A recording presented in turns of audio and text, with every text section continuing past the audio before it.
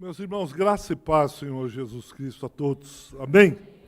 Amém. Eu queria, primeiramente, agradecer a Deus pela oportunidade de estar aqui com os irmãos, de poder repartir a palavra. Isso é bom demais. Aliás, o próprio André estava falando de dons, de chamado, e eu tenho absoluta convicção que Deus me chamou para isso. Então, eu estou exercitando aqui o dom que Ele me deu graciosamente. Aliás, eu me converti com 18 para 19 anos e era uma igreja bem pentecostal, bem maluca, bem esquisita. Eu nunca encontrei nada igual, nunca encontrei nada igual. Não, só para vocês terem ideia, para não dizer que eu estou... A ceia eram de 12 em 12 pessoas, todos os pastores, os obreiros iam todos de branco. Apagavam-se as luzes e ficava uma luz negra, aquela luz roxa, assim, negra, e vinham de 12 em 12, o culto inteiro. Eu nunca vi nada parecido. E eu me converti nessa igreja. Deus me chamou ali, eu entrei assim, impactado, fiquei, eu lembro que só chorava. Minha avó era batista, meu pai era batista. Quando ele casou com a minha mãe, a igreja o disciplinou, porque minha mãe era católica. E ele foi excluído da igreja e depois ele não foi mais à igreja. Mas depois de passado... Bom, eu sou caçula, eu tinha 18 para 19 anos, e aí meu pai regressou à fé, minha mãe, a família se converteu, e eu lembro que eu chorava muito, muito impactado. Por que eu estou dizendo isso? Porque quando eu olhei, eu disse, Senhor, é isso aqui. Eu quero ser esse pregador. Eu nem entendia muito bem o que era isso, nem entendi o que era, mas alguma coisa me chamava. Eu lembro que o primeiro culto, ou o segundo culto de jovens que eu fui, era bem pequenininho, deveria ter 10 ou 12 jovens. A irmã que cantava, desafinava até cântico espiritual. O pessoal do violão, eles tinham aprendido aquele tempo. E era bem pequenininho. Mas eu lembro que começaram os louvores, eu encostei na parede, tanto que eu chorei, eu caí. Aí veio uma irmã, está acontecendo? Eu disse, eu não sei, mas tem alguma coisa falando comigo, eu não entendo esse negócio, mas é Deus, deve ser Deus. E eu fiquei assim, e eu, lá desde o começo, eu queria trazer a palavra. E como eu falei que era esquisito, estava num culto, durante a semana, e aí o irmão que dirigia, tivemos os louvores, recolhemos as ofertas, aí ele olhou e disse, olha, graças a Deus, pela bênção estamos reunidos, porque hoje Deus me tocou, é o Ricardo que vai trazer a palavra.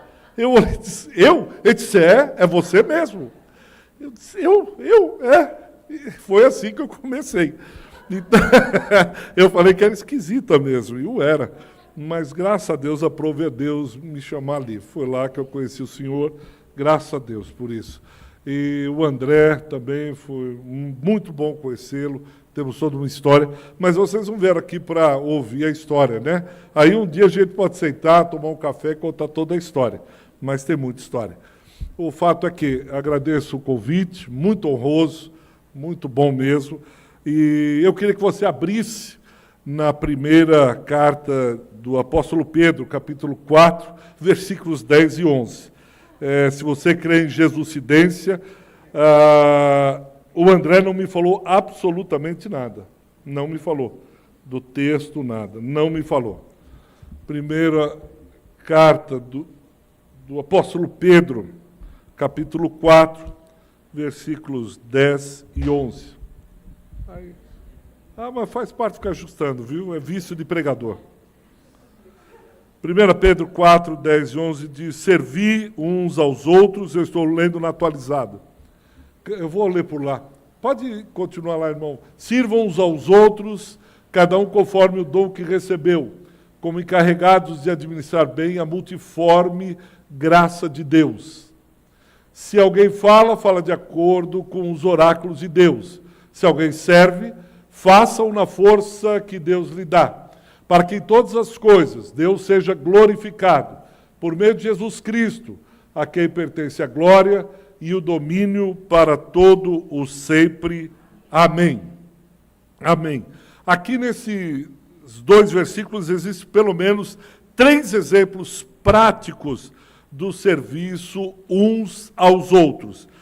Conforme o dom, Pode deixar o texto ali, meu irmão. Conforme o dom, na força de Deus, para a sua glória. Não sei se você percebeu isso, mas veja aí na sua Bíblia ou aqui no próprio texto que aparece no telão. Conforme o dom, na força de Deus, para sua glória. Pelo menos 50 vezes no Novo Testamento aparece um termo grego chamado alelon. Alelon é uns com os outros, também chamado, você já deve ter ouvido, princípio da mutualidade, ou princípio da reciprocidade. Se você for ler o Novo Testamento, você vai perceber esse orai uns pelos outros, amai uns aos outros, e agora servir uns aos outros. São 43 mandamentos de mutualidade. 43. Se o Espírito Santo repetiu por 50 vezes e por 43 vezes é marcado esse princípio da mutualidade, é porque esse negócio é sério. É porque isso é extremamente importante, a ponto do Espírito Santo frisar, sublinhar, marcar com canetão, texto ali. Olha, servir alelon, uns aos outros. Romanos capítulo 12, versículo 5, ele vai dizer, porque nós somos membros uns dos outros. Nós estamos ligados uns aos outros. Não tem como ser diferente. Não tem como não ser desse jeito. Por isso é que ele insiste.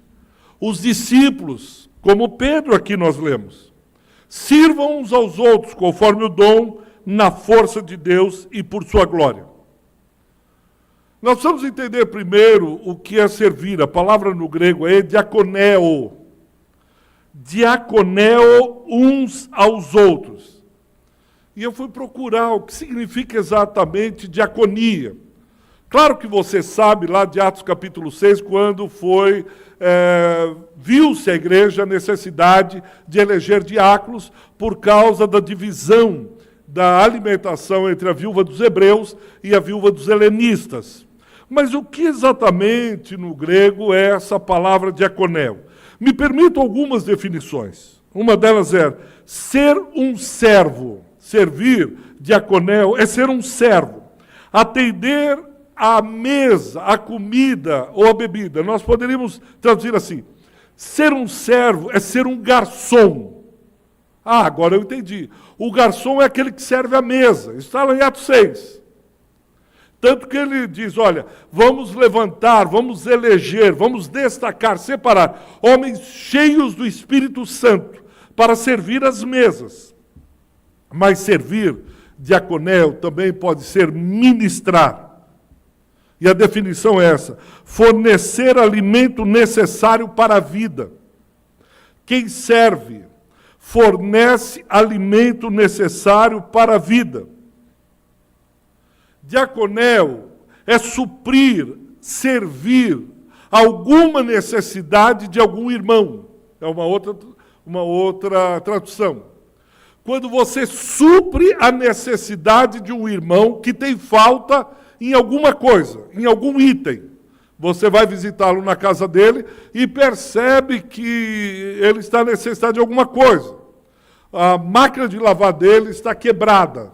Você percebe, diz, irmão, sua máquina está quebrada, ele diz, já tem alguns meses. E por que você não manda consertar? Eu fiz o orçamento, está muito caro. No momento eu não posso, a gente está lavando roupa no tanquinho. Você vai exercer a diaconia. Você diz, irmão, mande consertar, que eu pago esse conserto. Eu estou exercendo a diaconia, eu estou ministrando na vida desse irmão. Há outros significados, mas eu vou ficar com um deles, que eu vou ler agora. Diaconel, servir, ministrar, ser um garçom, é participar de qualquer evento que possa servir ao interesse do outro. Eu vou repetir. Diaconel, servir um ao outro, é participar de qualquer evento que possa servir ao interesse do outro. todas as vezes que eu puder me colocar à disposição para servir a necessidade ou qualquer evento, eu estou exercendo a diaconia. Eu estou sendo um diácono. Eu estou me colocando à disposição para qualquer evento que sirva ao interesse do outro. Você pode olhar e dizer, pastor, isso é tranquilo, isso é fácil, entendi, podemos ir embora para casa. Vamos agora para o momento de comunhão, comer. Mas viver isso é completamente diferente. Como alguns dizem, na prática a gramática é diferente.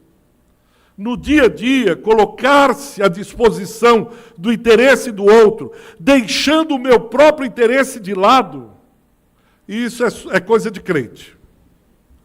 Isso você não vê no mundo, você não vai encontrar isso no trabalho, você não vai encontrar isso muitas vezes na família, você não vai encontrar isso com os colegas, você não vai encontrar isso na escola. Participar de qualquer evento que possa servir ao interesse do outro. Mas a gente pode seguir. E você diz, mas pastor, me diz uma coisa, por que é mesmo que eu devo servir? Você já se perguntou isso? Eu entendi. Servir uns aos outros. Mas por que eu tenho que servir? Me dê uma razão por que eu tenho que servir. Por que o pastor vem aqui à frente e gasta um tempo olhando para você? Ei, olha aqui, você precisa servir. Você precisa... Para quê? Você levantava e disse, pastor, me permita só fazer uma pergunta. Pois não, por que eu tenho que servir? Bom, a primeira razão é porque Deus diz para você servir. Porque a Bíblia fala para você servir. Podemos ir embora? É simples assim? Sim, porque é que eu desenho? Porque a Bíblia mandou. A Bíblia diz servir uns aos outros conforme o dom que você recebeu. Mas a gente poderia ir além. E começar a sondar as nossas motivações por que eu sirvo. Há um livro lançado alguns anos atrás, da pandemia, e eu distribuí lá na igreja. Comece pelo porquê. E aí lemos a liderança. É um livro secular, não é um livro de crente, é um livro secular. Mas ele vai questionando o tempo todo por que você faz o que você faz. Por que é que você faz o que você... Por que é que você levanta domingo pela manhã e vem aqui na igreja? Por que é que você está aqui agora, nesse lugar? Eu tenho certeza absoluta que você teria uma infinidade de lugares. Até mesmo ficar lá em casa, assistindo o jogo do Corinthians. Ou ouvindo rádio, você ficar lá, a favor ou contra. Eu torceria contra, mas o corintiano torceria a favor. E você ficaria lá, chamaria uma pizza, e amanhã você vem para o culto. Por que você veio ao culto? Pastor, chega logo, onde o senhor está querendo chegar? Por que nós servimos? Por que nós obedecemos? E por que é importante a gente responder essa pergunta? Por que é importante você entender, pensando em Romanos 12, o culto racional, o serviço, por que eu estou servindo? Talvez alguns possam dizer assim, pastor, eu sirvo porque me faz bem. Quando eu sirvo, no domingo, no sábado, eu me sinto mais leve. Eu fico com uma sensação gostosa. Eu chego em casa, eu durmo sem culpa, sem peso na consciência. Quando eu estou servindo, isso aqui me deixa leve, é gostoso. E aí eu começo a servir porque me faz bem. Aí eu vou e levo uma cesta básica, alguém que tem necessidade, e eu chego em casa e fico gostoso, tranquilo, olho para Deus e digo, está vendo, Senhor? Aquele irmão não tinha uma cesta básica, não tinha o que comer, e aí eu servi, agora eu estou tranquilo, agora na segunda, eu posso gastar o meu dinheiro da maneira que eu quiser, posso fazer o que quer, porque eu já cumpri minha obrigação. Eu já fiz. Lá eu ajudei, eu servi no louvor, agora eu posso fazer o que eu quero, porque eu já cumpri com aquilo que eu precisaria ter feito. E alguns podem servir assim. E quando questionado, quando vendo lá um pedido da Cruz Vermelha, um pedido da Aliança, que requer ajuda, que precisa de um serviço voluntário, você diz, olha, a minha cota já está suprida. E você faz, que bom, já fiz. Você já teve a sensação de chegar no dia na escola, entregar o trabalho, ou tirou a prova e dizer, eu passei de ano, graças a Deus, férias. Essa sensação de dever cumprido. Você talvez possa estar servindo por dever cumprido, e porque isso me deixa leve, livre, solto, feliz, e se alguém vier me cobrar, eu digo, devagar aí, eu já cumpri, eu já fui no domingo de manhã, eu já entreguei a cesta básica, agora está tranquilo. Só que essa motivação começa a servir a mim mesmo. Eu sirvo não por causa do outro, nem por causa de Deus. Eu sirvo porque isso me deixa leve, feliz e contente. Eu começo a tornar o servir um meio para um fim para mim mesmo. Não tem nada a ver com Deus, não tem nada a ver com igreja, não tem nada a ver com nada. Eu sirvo para me eximir de culpa. Eu sirvo porque isso me dá prazer. Eu gosto. Se eu estivesse num centro espírita, eu estaria servindo. Se eu estivesse na igreja católica, eu estaria servindo do mesmo jeito, eu já servia. Desde pequeno eu aprendi em casa, todo mundo fazia isso. Qual é a verdadeira intenção que me leva a servir? Agora, na última eleição para vereador, conversando, o irmão disse, pastor, para que o senhor vai votar? Eu digo, olha, eu não digo. Como eu sou um homem público, eu não gosto de dizer em quem eu voto, etc. Está tão polarizado, é tanta confusão. Ele disse, porque tem um vizinho meu, mora no meu prédio. E eu vou votar nele. E eu perguntei, mas você o conhece, assim, que partido... Olha, eu não sei qual partido que ele é, e por que você vai votar nele? Que ele prometeu que se ele entrar, ele vai arrumar um emprego na prefeitura para minha filha. E aí eu olhei para ele e disse, sério? Ele disse, se o senhor puder votar nele, está aqui o santinho. Por que ele vai votar? Não é por convicção. Não é porque ele acha o candidato de direita, de esquerda, de alto ou baixo. Ele vai votar porque isso vai trazer interesse para ele. Lá no fundo tem um interesse dele. Eu já vi gente dizendo, pastor, o senhor não pode, posso fazer um estágio? Nós tínhamos um trabalho no Nordeste, no interior do Pernambuco, e aí pode servir tal. Sabe por quê, pastor? Porque na hora de eu arrumar um emprego, se tiver lá que eu sirvo em alguma ONG, que eu sirvo em algum lugar, isso cai bem. Eu disse, é verdade? Isso é muito bom. É bom para o currículo. Eu vi professores universitários procurando lugar, porque tem uma plataforma onde você coloca o teu currículo, chama Lattes. E lá tem uma das abas que você pode colocar serviço social, e isso faz com que você tenha um upgrade. Por que eu sirvo? Tá, a Bíblia mandou servir, mas por que eu sirvo? Responda aí no seu coração. Por que você serve? Por que você serve a Deus? Por que você serve um ao outro? Por que eu estou acentuando isso? Porque nós corremos o risco de servir em nome de Deus, a Deus, não por causa dele. Nós podemos cair numa armadilha do coração de servir a Ele, no nome dEle, mas com o coração completamente distante, com a intenção de servir aos nossos próprios interesses. Aí a religião pode servir como um fim em si mesmo, um meio para que eu alcance algumas coisas. Eu já vi muito isso, inclusive me evangelizaram algumas vezes assim. Olha, você precisa ir na igreja, você precisa ir na igreja. Eu perguntei por que eu tenho que ir na igreja. Vai ter umas meninas bonitas lá. Eu disse, é por isso? Não, vai lá. Vai na igreja, tem um chá. Vai lá na igreja, tem um grupo bacana. Vai lá na igreja. E a gente fica como isca, tá tudo certo. Como isca para trazer, para que ele tenha uma oportunidade, um espaço para ouvir a palavra, está tudo certo. Não há problema nenhum. Mas o duro é quando eu continuo com essa mesma motivação, com esse mesmo interesse pessoal em mim mesmo.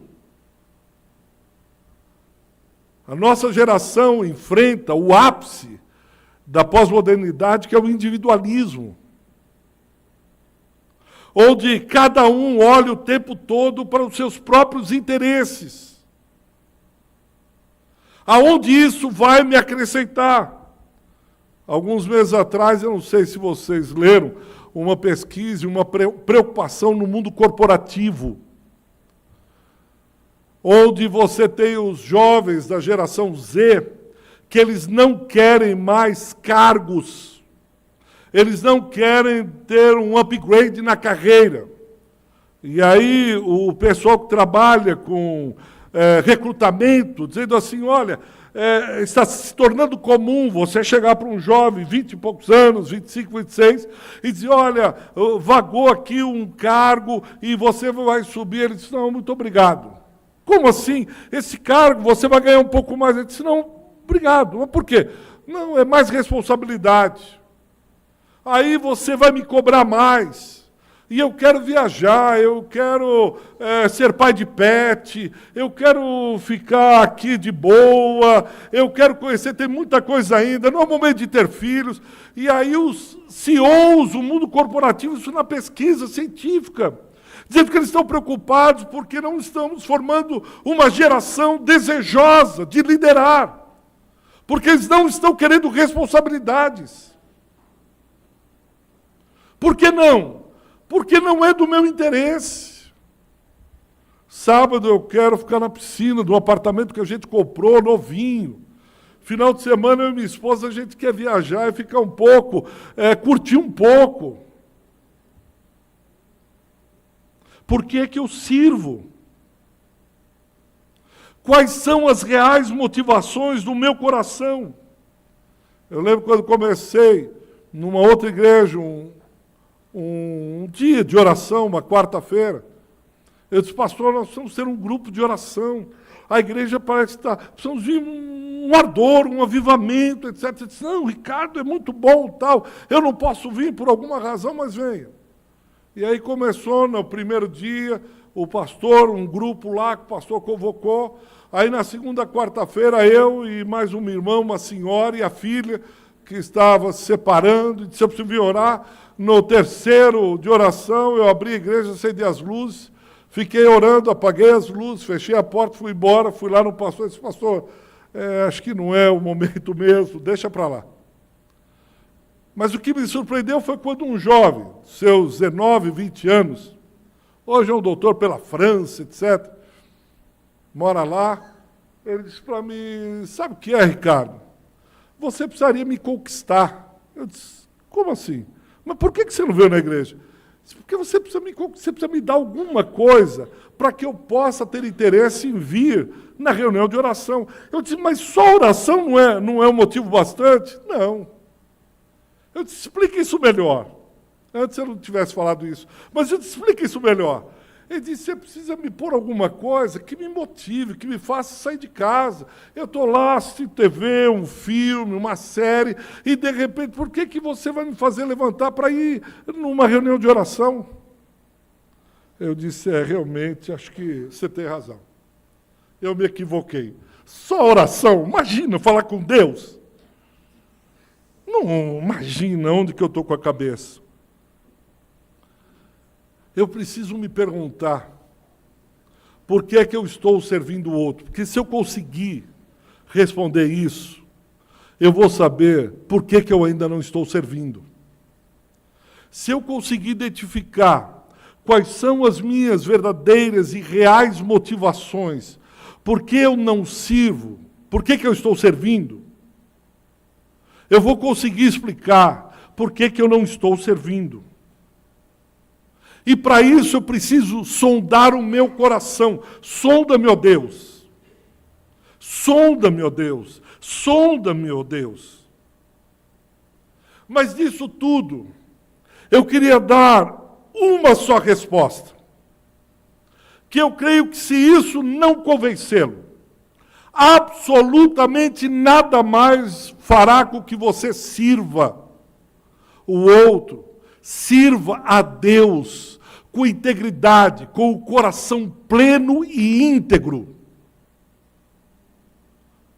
Por que eu estou falando isso? Porque nós vivemos uma sociedade que é segmentada, dividida. Nós vivemos um tempo muito parecido com Neemias, quando ele diz, estamos longe uns dos outros. Vivemos um momento onde cada vez mais o meu interesse prevalece sobre o coletivo. Caso contrário, nós não estaríamos aí com problemas de mudança no clima. É porque alguém pensou tanto em si que ele começou a devastar florestas sem pensar no outro. Precisamos ter uma lei chamada Estatuto do Idoso para olhar para o filho e dizer, você precisa cuidar do seu pai. Ele diz, por que eu preciso cuidar do meu pai? Porque ele não tem mais condições, ele é seu pai, é sua mãe. E eu preciso impingir uma lei e dizer, se você não for, você vai em cana. Ele diz, você vai me pôr um xadrez? Vou. Então eu vou cuidar dele. Eu vou pagar o asilo dele. Veja onde nós chegamos. Veja onde, em que situação. E é claro, a igreja está inserida nesse mundo. E quando nós falamos de servir, aí a gente se atrapalha todo. Nos Estados Unidos é comum os pastores dizerem um para o outro, como que é a sua igreja, 20-80 ou 30-70? E eu não conhecia essa expressão. Eu disse que é 20-80, 10-90. Ele diz 20-80, 20 pessoas na igreja que servem e 80 que vêm para assistir o culto. Qual que é a proporção aqui? A média é 30-70. É 30 pessoas que pegam um negócio, que pegam a obra, o ministério, e 70 que sentam aqui domingo e diz, eu quero um bom louvor, boa música, eu não quero gritaria, não quero um som estridente, eu quero uma cadeira confortável, eu quero que tenha uma salinha para as minhas crianças, eu quero também que tenha, se possível, ventiladorzinho aqui é barulhento, pelo amor de Deus. Vê se põe dinheiro aqui e compra um ar-condicionado, porque o calor está intenso. E outra, eu quero saber qual as crianças estão. Outra, por favor, estacionamento. Não são poucos os que eu recebo na igreja e começo, olha, eu queria um bom louvor, eu queria uma boa de criança, eu quero isso, quero aquilo. A vontade que tem é por verdade, minha verdade. Um dia desse eu vou fazer, pôr uma caneta aqui, um bloquinho e diz, o que mais que o senhor deseja? O que mais que o senhor quer? A senhora quer o quê? E o senhor tal? Não, pode deixar que eu vou preparar. Porque parece um buffet, um bom restaurante. E isso não tem nada a ver com Cristo, não tem nada a ver com serviço, não tem nada a ver com o reino, não tem nada a ver com Deus. Tem a ver com os nossos próprios interesses. Por isso é importante que a gente, o tempo todo, esteja sondando o nosso coração e perguntando, por que é que eu estou servindo? Para que eu possa entender por que eu não estou servindo. Porque os dons todos têm, todos têm. Todos têm. Mas como eu falei, eu quero dar pelo menos uma boa razão para você. Queria que você abrisse Apocalipse capítulo 5.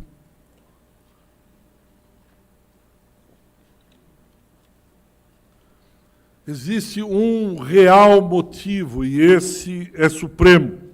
Talvez o principal, para servirmos a Deus e ao outro.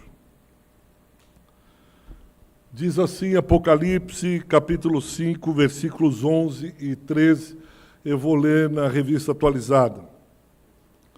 Vi e ouvi uma voz de muitos anjos ao redor do trono. João aqui teve o seu Apocalipse na ilha de Patmos. E ele tem uma visão, a visão do trono. São milhares e milhares de anjos ao redor do trono, seres viventes, anciãos, cujo número era de milhões e milhares de milhares. E eles proclamavam em uníssono, em grande voz. E eles diziam: digno é o Cordeiro que foi morto. Digno é o Cordeiro que foi morto. Anciãos, anjos, serafins, querubins, seres viventes, todos ao redor do trono, dizendo: digno é o Cordeiro que foi morto de receber o poder, e riqueza, e sabedoria, e força, e honra, e glória, e louvor. Versículo 13. Então ouvi que toda criatura que há no céu e sobre a terra, debaixo da terra e sobre o mar, e tudo que neles há, estava dizendo: aquele que está sentado no trono, e ao Cordeiro, seja o louvor, seja a honra, seja a glória, seja o domínio, pelos séculos dos séculos. Amém. O que nos leva a servir ao Senhor é porque o Cordeiro é digno de louvor, de honra, de glória, de poder, de sabedoria. Ele é digno da nossa vida, Ele é digno. Ele é digno.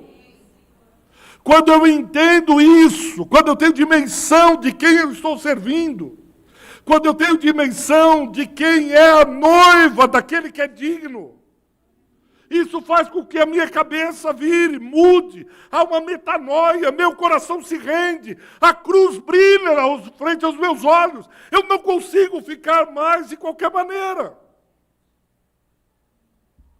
Quando há manifestação da glória de Deus, João, no seu Apocalipse, ele cai como morto, a ponto do Cordeiro dizer para ele se levantar, tem algo a dizer. Isaías capítulo 6, o profeta santo, quando ele tem uma aparição, ele tem uma visão de quem é Deus, de quem é aquele que está sentado no trono. Ele grita, ele suspira, ele diz: ai de mim, porque sou um homem de lábios impuros e eu vivo no meio de um povo de lábios impuros, ai de mim! Nós não servimos de coração puro quando não temos uma visão de quem realmente é Deus, da dignidade, do poder, da sabedoria, da glória que lhe é devida.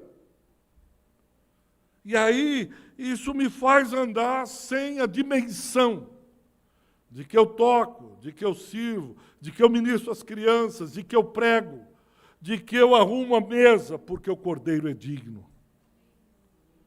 Quando eu fiz seminário, eu tinha professores bons de grego, doutores em filosofia. Mas de uma pessoa eu me lembro com muita clareza. Era um senhor negro, que nós chegávamos pela manhã, e ele estava com o seu rodo, limpando o seminário, brilhava. E às vezes, seminarista é bicho ruim, aí entrando, meu reclamando, que é cedo demais, ou que tem prova, tem que estudar. E eu lembro daquele senhor louvando a Deus. Uma bota, uma calça justa, uma camiseta por baixo, e varrendo e glorificando a Deus com o seu rodo. Eu lembro de uma irmã que ficava num cantinho à noite, e ela ficava lá, era deã. Ela ficava para ouvir os alunos, um caderninho, e você chegava e dizia: eu estou com um problema lá em casa, ou eu estou com dificuldade de pagar o seminário. Ela anotava e dizia: eu vou estar orando. Eu não lembro muito bem dos doutores, mas eu lembro desse senhor e dessa senhora, que fizeram toda a diferença, porque entenderam que o Cordeiro é digno de alguém que limpa o chão do seminário. O Cordeiro é digno quando eu abro os meus ouvidos para ser não um falante, mas um ouvido atento a escutar. Alguém que inclina o ouvido e diz: pode falar que eu quero ouvir o teu coração. Pode falar que eu quero saber o que passa aí dentro da tua alma. E com esse dom eu vou servir, porque o Cordeiro é digno. E aí, junto à igreja, você, eu e todos aqueles que pensam assim, um dia desses vamos estar em volta, ao redor do trono, olhando para Ele, olhando as suas mãos furadas, e nós entraremos nesse coro celeste, seres viventes, anjos, patriarcas, profetas, e nós vamos estar dizendo assim: servimos, porque o Cordeiro é digno de todo louvor, de toda honra, de toda glória, de todo domínio, pelos séculos dos séculos. Amém. Esses dias estava lendo a bibliografia de Paris Reidhardt, um norte-americano que foi servir na África. E ele estava servindo e ele entendeu de Deus que Deus queria que lá mesmo ele saísse de uma região e fosse para outra. O trabalho dele estava prosperando, ele estava ganhando almas, e ele entendeu esse chamado de Deus e ele foi para essa outra região. Quando ele chega lá, ele entra meio que em crise, porque ele começa a pregar o Evangelho, mas não há conversões. Ele fala para as pessoas de Deus, as pessoas não querem ouvir. As pessoas, quando ele começava a falar sobre a glória de Deus, sobre o Cordeiro, elas ficavam sonolentas, como que um estado de torpor, dizendo: ah, que porre! E ele entra numa crise, ele diz: não é possível. Não é possível, eu estou falando do majestoso, eu estou falando do Cordeiro, eu estou falando de Jesus de Nazaré. E a crise explode, quando no meio da madrugada, ele, oração, ele diz: Senhor, essa gente não só está no pecado, como eles amam o pecado. E ele começou a questionar a Deus e dizer: Deus, por que o Senhor me trouxe para cá? Deus, por que é que o Senhor me trouxe para esses homens? Deus, eles não querem ouvir a tua palavra, eles não querem saber do Senhor. Deus, por quê? E quando esgotou, chegou no ápice, e ele de madrugada diz: basta, chega, eu estou indo embora. Deus se manifesta e diz para ele: eu não te trouxe aqui por causa dessa gente. Eu trouxe você aqui porque eu queria você aqui. Em primeiro lugar, eu te trouxe aqui por mim. Ou eu não sou digno de que você esteja aqui por mim. Foi aí que ele começou a entender que ele estava onde estava servindo, não por causa daquela gente, em primeiro lugar, mas por causa de Deus. Eu sirvo por causa dele. E quando nós estamos servindo, essa crise de Paris é a minha, a sua crise muitas vezes. Deus, por que estou nesse lugar? Eu poderia estar servindo ali, eu poderia estar servindo na igreja tal, eu poderia estar servindo, mas se você entrar nessa crise e não tiver convicção de que Deus lhe quer aqui servindo, porque Ele quer, por Ele, para a glória dEle, porque Ele é digno, você vai ficar pulando. Vai ficar como um artista. O artista vai onde o povo está. O artista vai onde lhe paga melhor. O artista vai onde melhor lhe agrada. Mas quando você entende que você serve porque o Cordeiro é digno, você se torna fiel no lugar onde você está e diz: Senhor, é aqui que o Senhor quer, é aqui que o Senhor deseja, e porque o Senhor é digno, eu continuarei aqui. Paulo vai falar muito sobre isso, sobre o corpo. Não queira a mão ser o pé, faça tudo por causa do cabeça. Pé, seja pé por causa da cabeça, não queira ser coração. Mão, seja mão, porque a cabeça sim está orientando. Vocês conhecem bem a história do movimento moraviano. Os morávios, século XVIII, com o conde von Zinzendorf. Ele diz que dois jovens, cheios do Espírito Santo de Deus, desejosos em servir aonde Deus gostaria que eles estivessem. Eles sabem de uma ilha distante, onde um latifundiário, fazendeiro, diz que naquele lugar ele tinha mais de 3.000 escravos. E ele era zombava e dizia, se passar um pastor aqui, eu prendo e espero, só solto quando vier o próximo navio, coloco e vou embora. Eles souberam dessa história, desse fazendeiro bravo, de 3.000 escravos africanos. E eles começam a orar e dizem, Deus, não é possível. 3.000 escravos vão morrer sem que possam conhecer a verdade do Evangelho.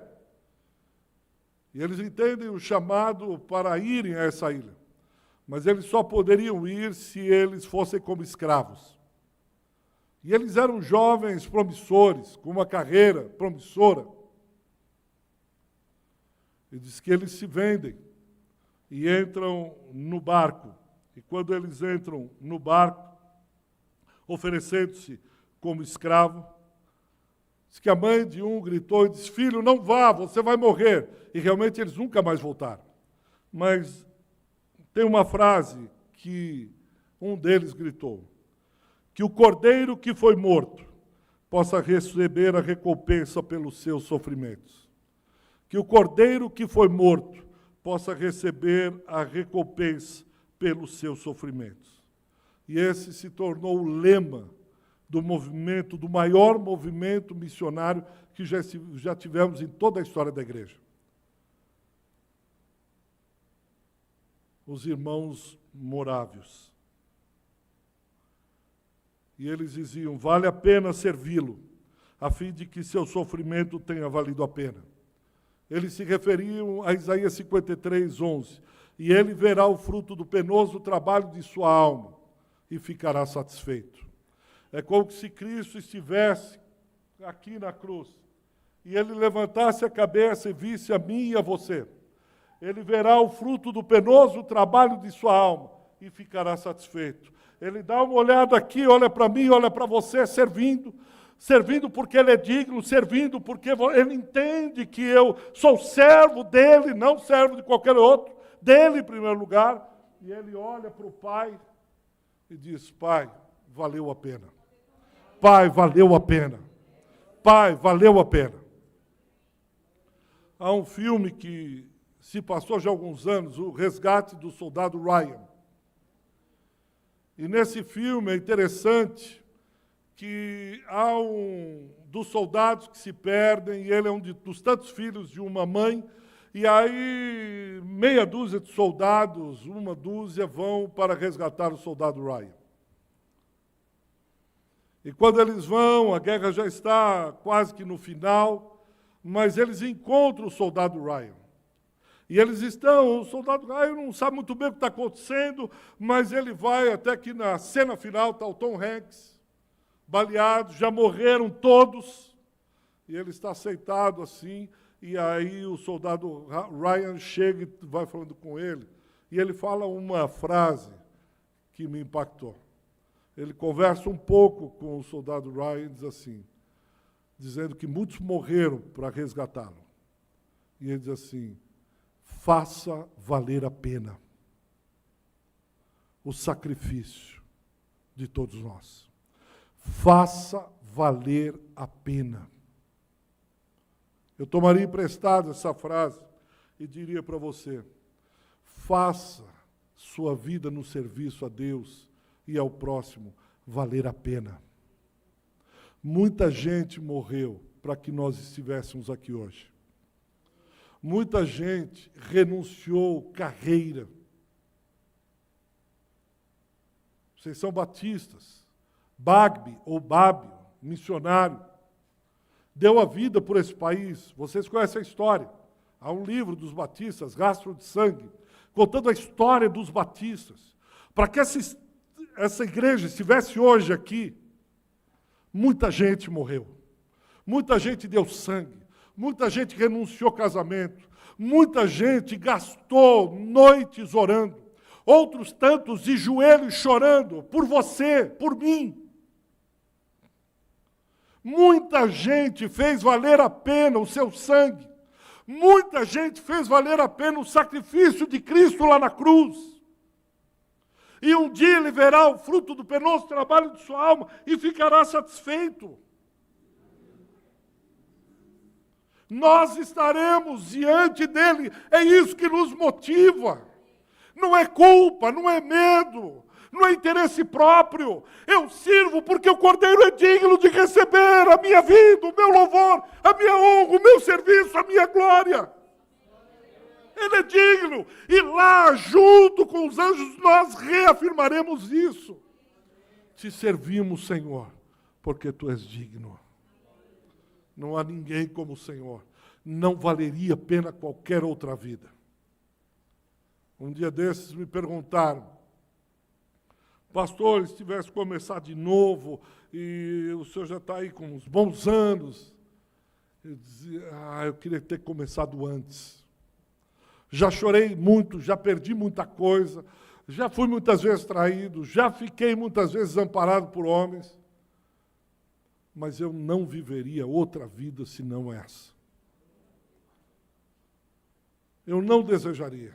Meu avô, meus pais queriam que eu fosse médico, estudei muito, com 16 anos me formei no antigo colegial, e já prestando vestibular para medicina, era meio que prodígio, e Deus simplesmente fechou a porta. E no meio da crise, por não ter entrado, eu estudava com pessoas, estudei com a minha prima, ensinava ela. Meu avô disse, não é possível, mas você ensinava a Cláudia. Como é que você não entrou? A ponto do meu avô dizer, não, é muito injusto, eu vou comprar uma vaga de medicina para você. Eu disse, imagina, não, jamais. E no segundo, terceiro ano, eu entrei numa crise violenta. A ponto de querer morrer, porque isso não é possível. O que acontece? Mas no meio dessa crise, ele me encontrou. No meio dessa crise, desse período nebuloso da vida, ele me encontrou no meio da escuridão, no ermo deserto, dizendo o que aconteceu. Eu não compreendi, eu não entendia. Ele mostrou e revelou um amor que eu nunca tinha experimentado antes. Ele impactou o meu coração, a minha mente, que, como diz Jeremias, com laços de amor me laçaste. E ele me laçou com laços de amor. E desde então eu sirvo ele. Muitas lutas, mas eu viveria tudo de novo. E continuaria servindo ao Salvador, àquele que é digno. E eu espero com isso só ter lembrado você. Eu não falei nada de novo, nada que você não sabia. Nenhuma, essa revelação. Pastor André, como o senhor nunca teve essa revelação? O que eu falei você já sabia. Mas o que Deus está dizendo, eu queria lembrá-los, filhos amados, sirvam uns aos outros, porque vocês me servem. E porque vocês me servem, vocês podem servir uns aos outros, na minha força, como diz 1 Coríntios 4:10, com os dons que eu mesmo dei a vocês.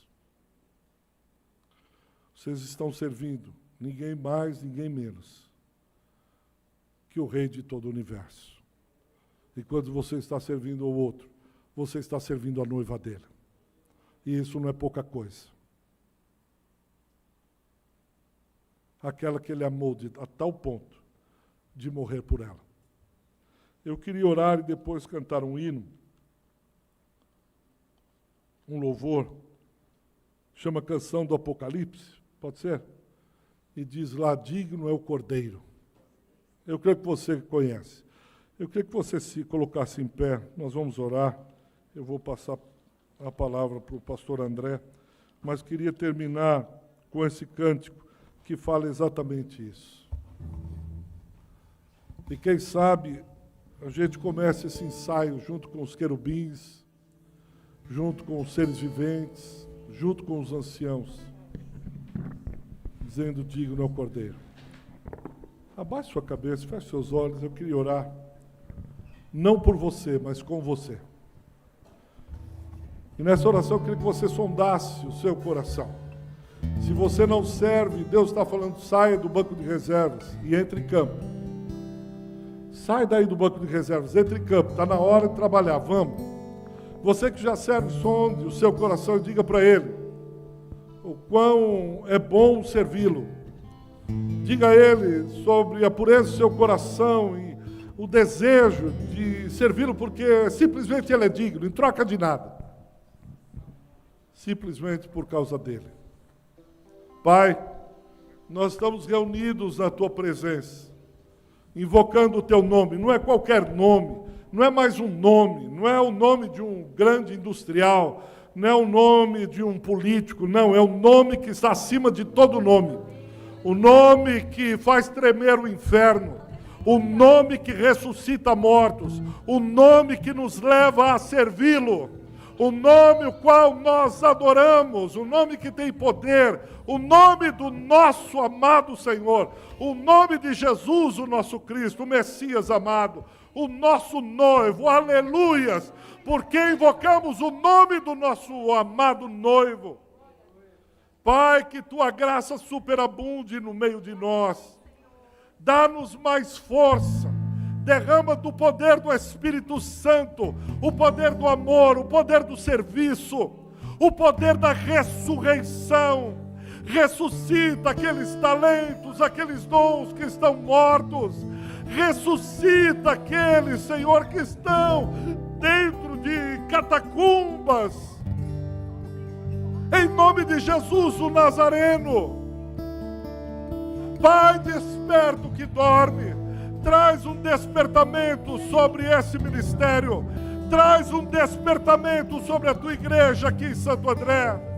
Traz um fôlego novo.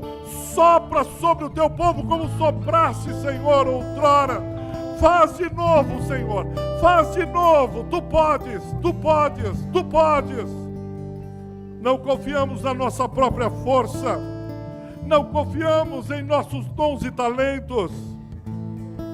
Confiamos naquele que nos chamou. Confiamos naquele que é digno.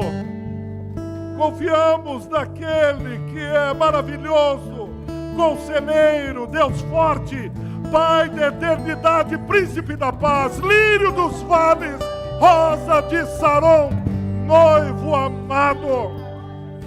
A nossa alma se apaixona por ti, ó noivo, Senhor amado de nossas almas, príncipe da paz. Sopra, Senhor, sobre o teu povo. Desperta, restaura, reanima, revivifica. Faz de novo como nos primeiros dias, para que a glória seja toda tua, o louvor seja todo teu. E um dia, quando ouvirmos a trombeta e os céus se abrirem, nós possamos ir cantando com vestes salpicadas de sangue, dizendo: digno, digno, digno, santo, santo, santo, justo, justo, justo é o Senhor nosso Deus. E aí estaremos contigo por toda a eternidade. Estaremos contigo nas bodas do Cordeiro, veremos as mãos furadas, veremos os pés furados, prova maior do teu amor por tua igreja, por teus filhos, o veremos face a face. Digno é o Cordeiro. Aleluia, aleluia.